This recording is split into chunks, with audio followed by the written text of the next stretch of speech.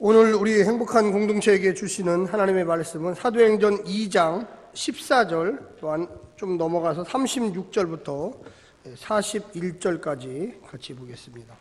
신약성경 189쪽에 있습니다. 먼저 14절은 우리가 같이 한번 큰 목소리로 읽겠습니다. 먼저 14절입니다. 같이 읽겠습니다. 시작.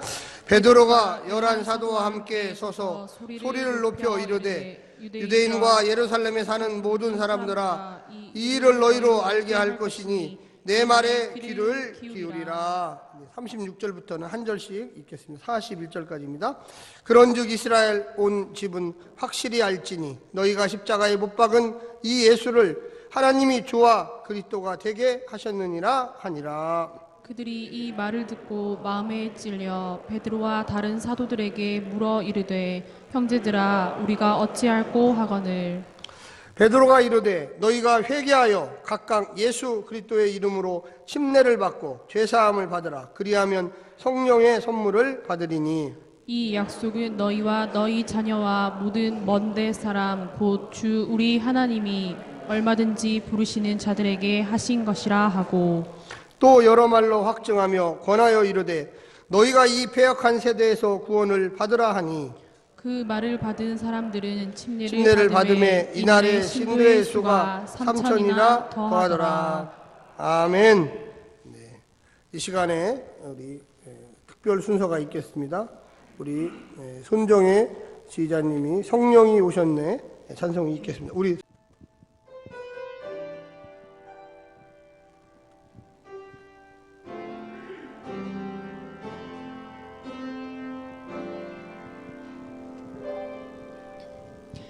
허무한 시절 지날 때, 깊은 한숨 내쉴 때, 그런 풍경 보시며 탄식하는 분 있네. 그와 같이 너희를 버려두지 않으리. 내가 너희와 영원히 함께하리라.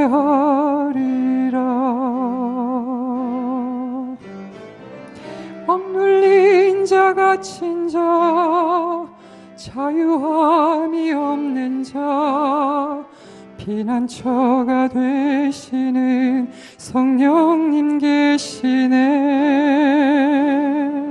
주의 영이 계신 곳에 참 자유가 있다네.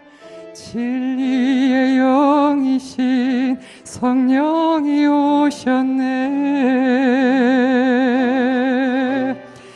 성령이 오셨네. 성령이 오셨네. 내 주에 보내신 성령이 오셨네. 우리 인생 가운데 친히 찾아오셔서 그 나라 꿈꾸게 하시네. 성령이 오셨네. 성령이 오셨네. 내 주에 보내신 성령이 오셨네. 우리 인생 가운데 친히 찾아오셔서 그 나라 꿈꾸게 하시네. 그 나라 꿈꾸게 하시네.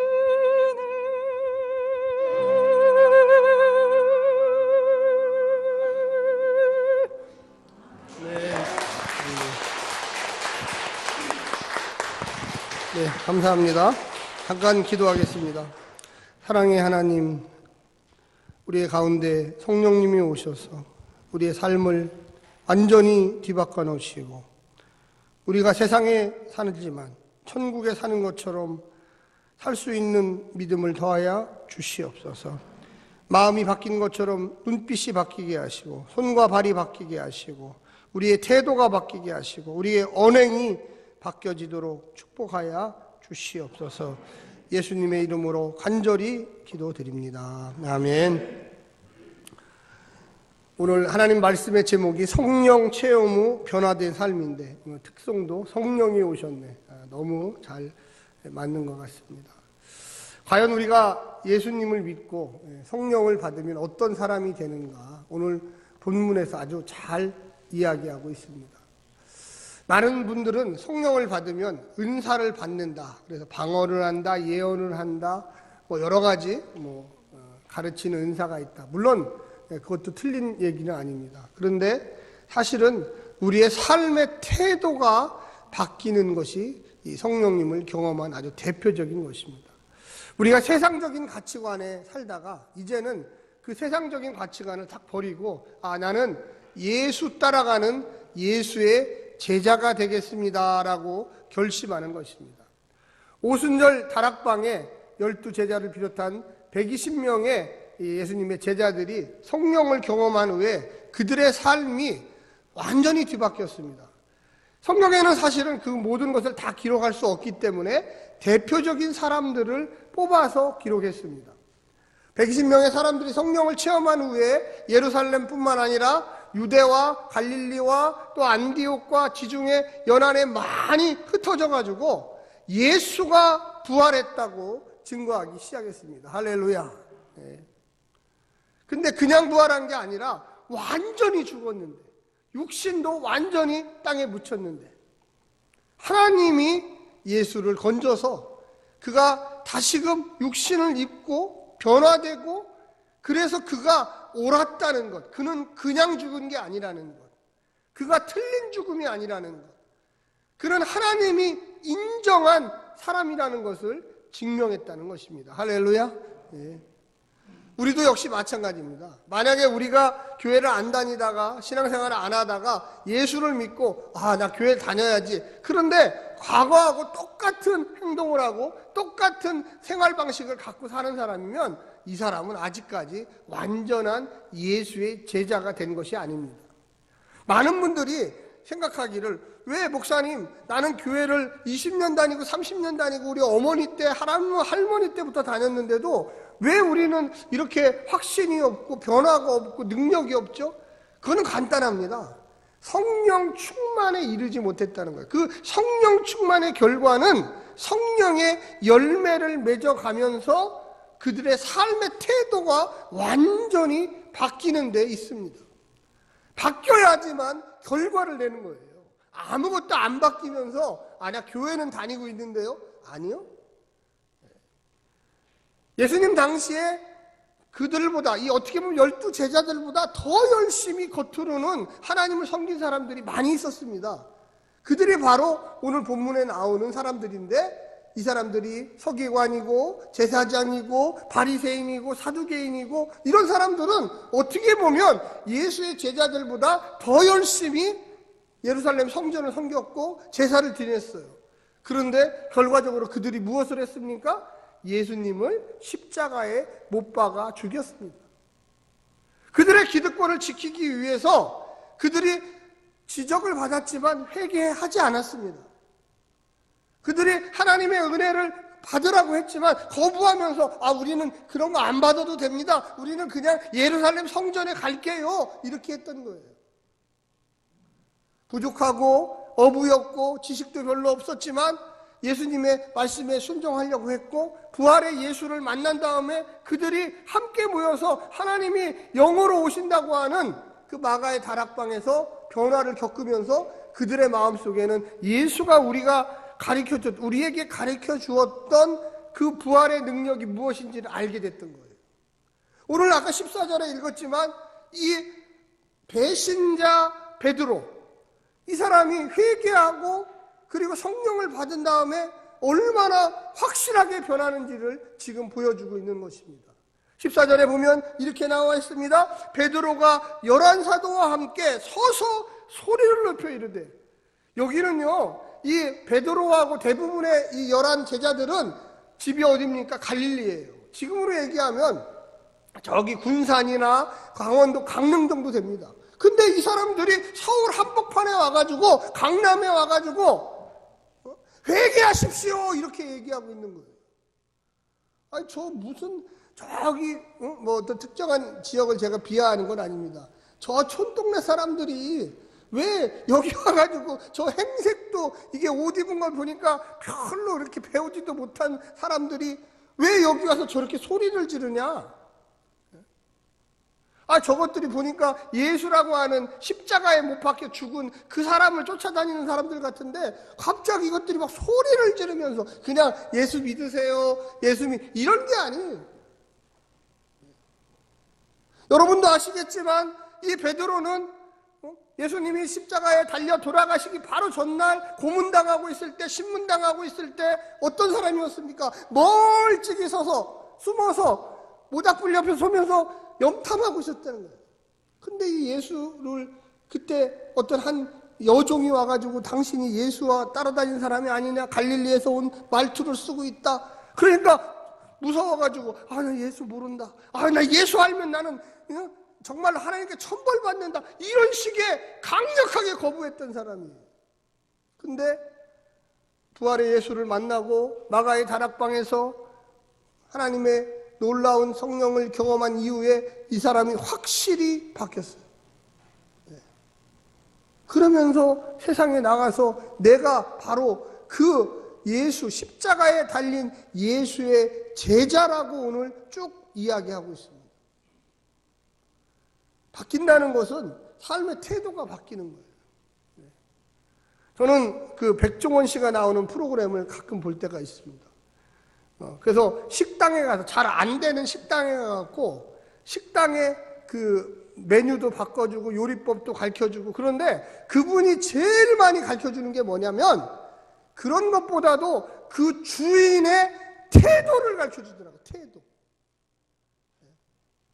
그분이 갑자기 와가지고 이 부엌칼도 이렇게 보고 또 냉장고도 열어보고 또 가서 그 메뉴판도 이렇게 봐요.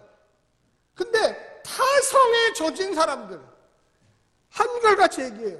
뭐라 그러면 내가 이 분야의 요리를 제일 잘합니다. 그런데 손님은 없어요. 참 신기하죠? 자기가 먹어보고 아이고 이렇게 맛있는 것 근데 왜 안 먹죠 사람들이? 그게 바로 착각이에요. 신앙생활에 변화가 없는 신분들 왜 우리 가정에는 하나님의 권능이 성령이 없습니까 하는 분들의 공통점은 뭐냐면 자기 스스로 만족해서 신앙생활을 하고 있다는 거예요. 자기 스스로. 사랑하는 성도 여러분, 성령님이 우리 마음에 오셔야 합니다. 할렐루야. 내가 성령님을 컨트롤하는 게 아니에요. 성령님이 가시는 곳에 내가 쫓아갈 준비가 되어 있어야 돼요. 할렐루야. 많은 신앙생활을 하는 성도들이 내가 중심이 돼서 주님 나 좀 따라와 주십시오 이렇게 이거는 성령 충만한 결과가 아니에요. 그 자리가 십자가의 자리라도 내가 주님 가시면 저도 그 길을 쫓아서 걷겠나이다. 할렐루야. 성경에는 나와 있지 않지만 이 소아시아의 많은 그 이야기들에 따르면 이 11제자 모두가 12제자 모두가 예수님과 같이 십자가에서 생을 마쳤다고 합니다. 우리가 생각할 때 왜 예수님이 죽으신 그 십자가까지 그렇게 11제자가 쫓아갈 수가 있었을까? 그건 예수님을 너무 사모하기 때문에 그렇습니다. 할렐루야. 우리의 마음속에 불같이 뜨거워지는 역사가 있어야지 우리의 태도가 바뀐다는 걸 여러분 깨달으셔야 돼요. 오늘 본문에 보면 15절부터 시작해서 우리가 읽었던 35절까지의 이야기는 무슨 이야기냐? 베드로가 그 무식한 어부 베드로가 나와서 강력하게 설교를 합니다. 여러분, 당신들이 못 박아 죽은 그 예수가 바로 하나님의 아들이었고 그분이 다리 살아나심으로 인해서 하나님이 예수가 옳다는 것을 증명했습니다. 당신들은 과연 어떻게 할 것입니까? 이렇게 하니까 36절에 그런즉 온 이스라엘 온 집은 확실히 알지니 너희가 십자가에 못 박은 이 예수를 하나님이 주와 그리스도가 되게 하셨느니라. 할렐루야. 하나님이 살리셨다는 거예요. 살려가지고 메시아가 되게 했다는 거예요. 그랬더니 여러분 37절 한번 읽어주십시오. 시작. 그들이 이 말을 듣고 마음에 찔려 베드로와 다른 사도에게 물어 이르되 형제들아 우리가 어찌할꼬 하거늘. 어찌할꼬. 배신자 베드로가 별에서 와서 이렇게 설교를 소리를 빡빡 질러가면서 하니까 거기 있던 사람들이 그 이야기를 듣고 깜짝 놀라서 야 우리가 하나님의 아들을 십자가에다가 못 박았구나. 우리가 이 정말로 얼마나 큰 죄를 지었는지 이제 알겠어. 우리가 어떻게 하면 좋겠습니까? 제가 목회를 하면서 제가 참 나이 어릴 때부터 목회를 했습니다. 설교 시간을 통해서 교회 바깥에 있는 사람들이 변하는 경우는 없어요. 물론 제가 전도하면서 얘기를 하면서 가끔씩 변해요. 그런데 제가 이렇게 말씀을 전하고 하면 어떤 사람들은 한참 있다가 저한테 와서 얘기를 하는 거예요. 목사님, 제가 그때 설교를 듣는데 마음이 정말로 뜨거웠습니다. 어떻게 할지를 모르겠더라고요. 내가 예수를 10년, 20년씩 믿었는데 왜 진짜 이걸 깨닫지 못했을까요? 성령 충만이 날랄라 룰루루 하면서 병 고치는 은사 집회 쫓아다니는 게 아니고 내 삶의 태도를 바꿔서 예수의 삶을 그대로 쫓아가는 건지를 제가 진짜 몰랐습니다. 기복신앙처럼 비나이다 비나이다 복 주시옵소서 이게 바로 기독교 신앙인 줄 알았습니다. 불금 드리는 것처럼 무슨 묵상 기도하는 것처럼 이게 바로 기독교 신앙인 줄 알았습니다. 아니, 변화하는 것은 반드시 액션, 행동이 필요합니다. 할렐루야. 입으로만 변해가지고는 전혀 어떤 결과도 나타나지 못해요. 내 삶의 근본적인 게 바뀌지 않으면 안 바뀌어요. 교회를 수십 년씩 다녀도 내 삶의 구조가 세상의 구조하고 똑같으면 그거는 그냥 영혼 없는 육신이 이 자리에 지금 와서 앉아 있는 거예요. 그래서 변했다는 사람들이 저한테 찾아와서 이야기를 해요. 목사님, 제가 기도를 그전까지는 그냥 형식적으로 했는데 정말로 눈물 뿌리며 기도하다 보니까 정말 내 주변에 기도해야 될 사람들이, 기도를 해줘야 될 사람들이 얼마나 많이 있는지를 깨달아서 1시간 기도하는 게 그냥 눈 깜짝하는 기면서 지나가더라고요. 그리고 능력이 나타나기 시작했어요. 어떤 분은 저한테 와서 그러더라고요. 목사님, 제가요 병 고치는 은사가 있는지를 몰랐어요. 목사님 얘기 듣고 정말로 날마다 1시간씩 기도했더니 아니 기도를 하니까 병이 나가고 귀신이 나가고 할렐루야! 해보십시오. 제가 그냥 그렇더래가 아니에요. 정말로 주님 이것을 어떻게 해야 합니까?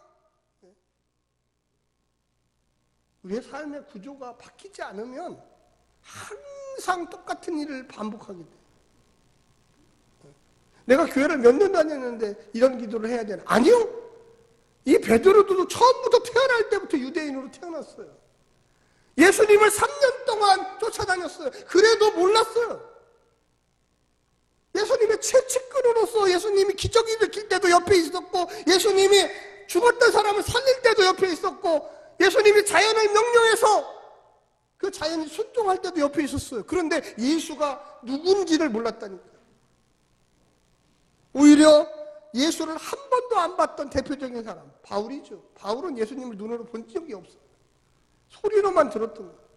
그런데 부활의 예수를 다메섹 도상에서 만나면서 그가 완전히 탈바꿈하고 내가 이렇게 살아서는 안 되겠구나. 내가 납비라는 직분을 벗어 던지고 내가 텐트를 만드는 사람으로서 일생을 살아갈지라도 내 기득권 세력을 다 버려버리고 내가 아주 하찮은 일을 할지라도 지중해 연안을 무려 3번에 걸쳐서 여행하면서 목숨을 걸고 여행했다는 거예요. 죽으면 죽으리라. 할렐루야.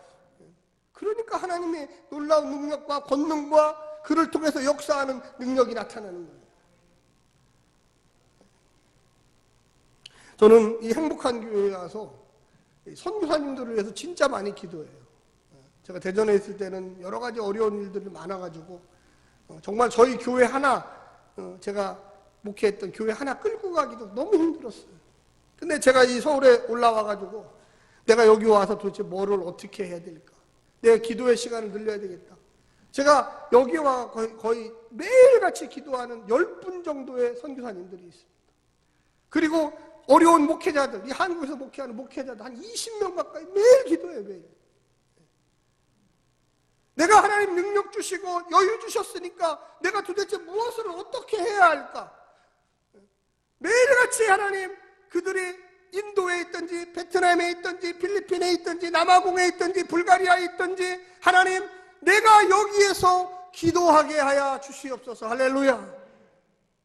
저는 우리 행복한 교회가 이 코로나19 끝나면 꼭 부흥할 거라고 저는 믿고 있습니다. 할렐루야. 여러분, 그 기적을 체험해 봐야 돼요. 그냥 교회 다니니까 아니, 그런 거 아니에요. 내가 어찌 해야 될까? 내가 진짜 성령 충만한 사람이라면 내가 무엇을 어떻게 할까? 여러분, 이 성령님이 나와 함께 하신다면 뿜어져 막 나와, 뿜어져. 그냥 막 감당을 못해요. 저는 조심스러운 예언이지만 지금까지 세계 선교의 중심이 미국이었어요, 미국. 근데 앞으로 분명히 한국으로 옮겨올 겁니다. 아멘. 이번에 보세요. 지금 미국의 코로나19로 인해 가지고 4만 명이 지금 넘게 죽었어요. 여러분, 그냥 이게 그냥 어떻게 할 방법이 없으니까 그렇게 됐겠지, 아니라니까요. 이게 벌써 뭔가 이쪽으로 오고 있는 거, 아시아 쪽으로 지금 오고 있는 거예요. 우리 행복한 교회가 준비하셔야 돼요. 할렐루야. 준비한 자만 사용할 수 있어요. 그 영적인 권능들이 움직이고 있구나.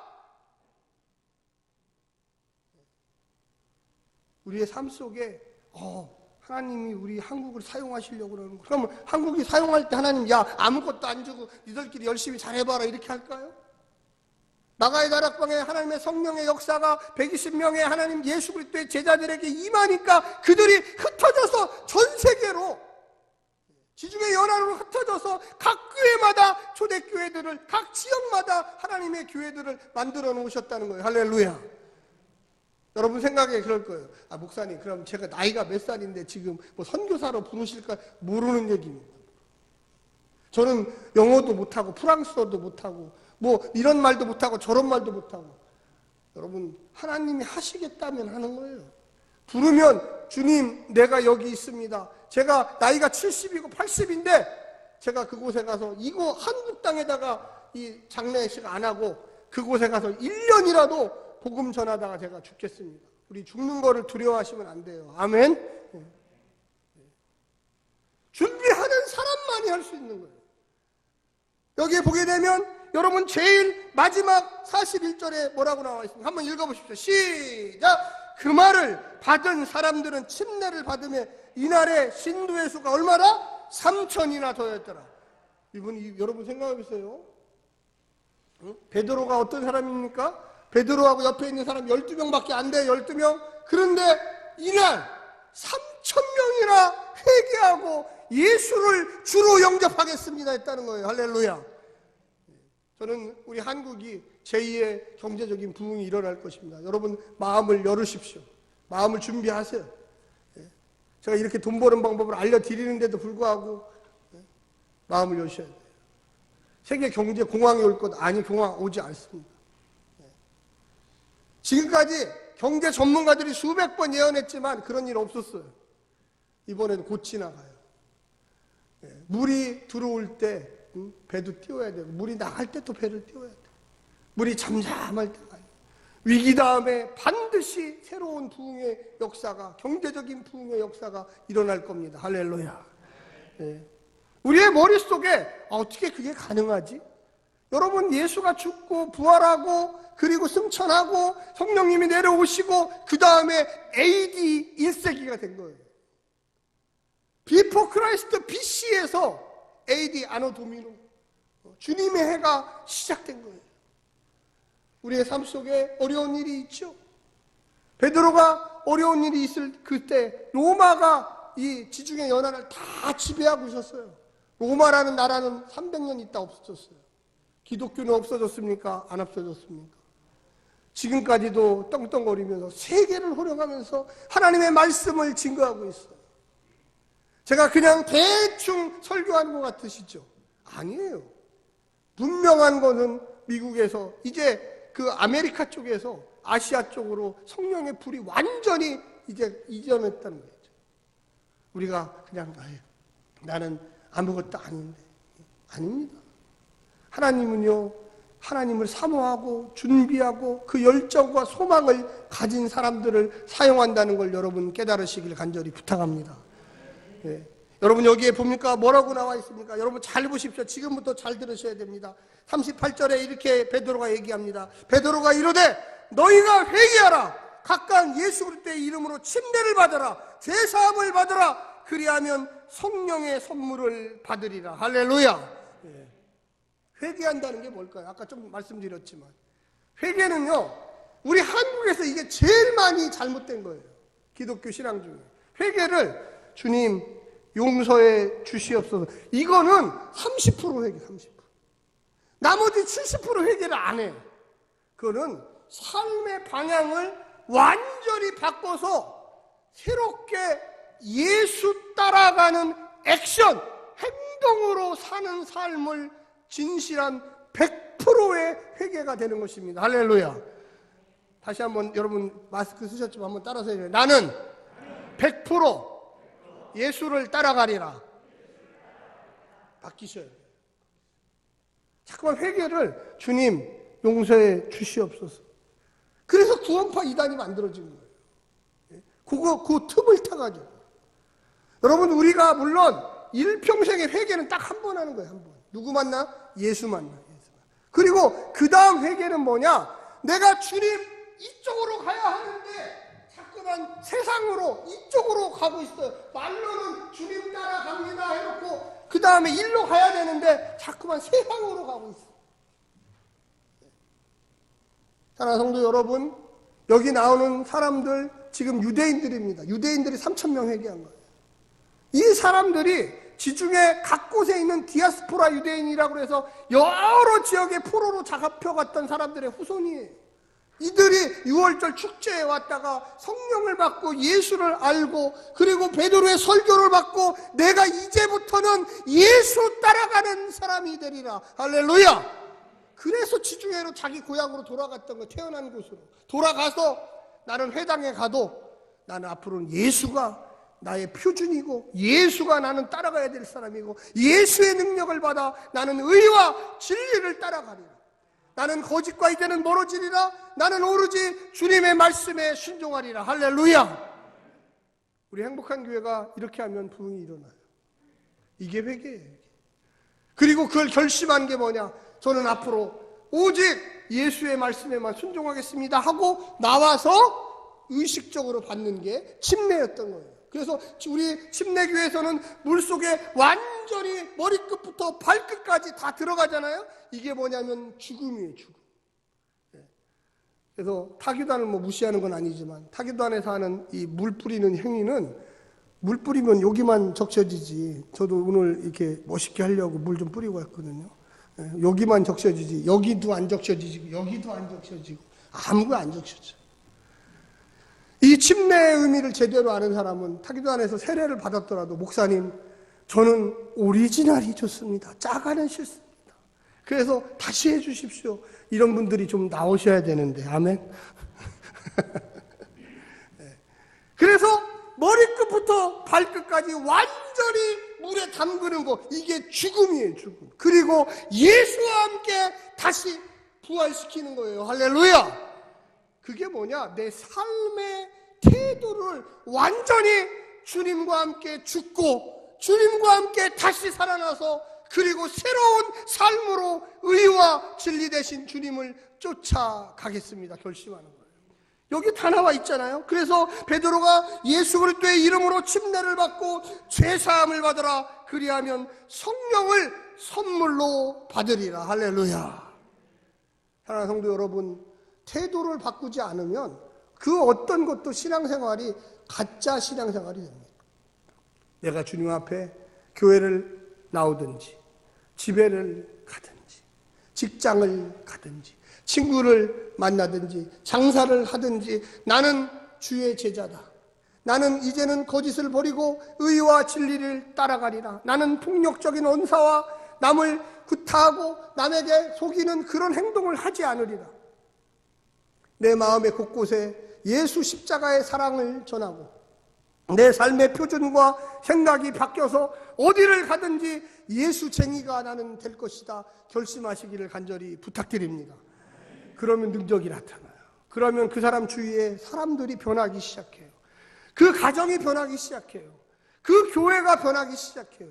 여러분, 우리가 주일날 왜 이 자리에 마스크 쓰고 이렇게 2m씩 떨어져서 앉아서 열심히 예배를 드립니까? 우리의 마음속에 예수 따라서 세계를 복음화시키고 하나님의 명령 따라서 살겠다는 결심들이 불끈불끈 올라오는 것입니다. 여기에 보면 39절에 이 약속은 너희와, 약속이죠, 언약, 너희와 너희 자녀와 모든 먼데 사람 이방인들이에요. 곧 주 우리 하나님이 얼마든지 부르시는 자들에게 하신 것이라 하고, 또 여러 말로 확증하여 권하여 이르되 너희가 이 패역한 세대에게 구원을 받으라 하니. 할렐루야. 여러분, 세상이 얼마나 악합니까? 지금은 뭐 세상이 좋아졌습니까? 이루 말할 수 없어요. 제가 얘기하지 않아도 여러분 너무 잘 아시죠.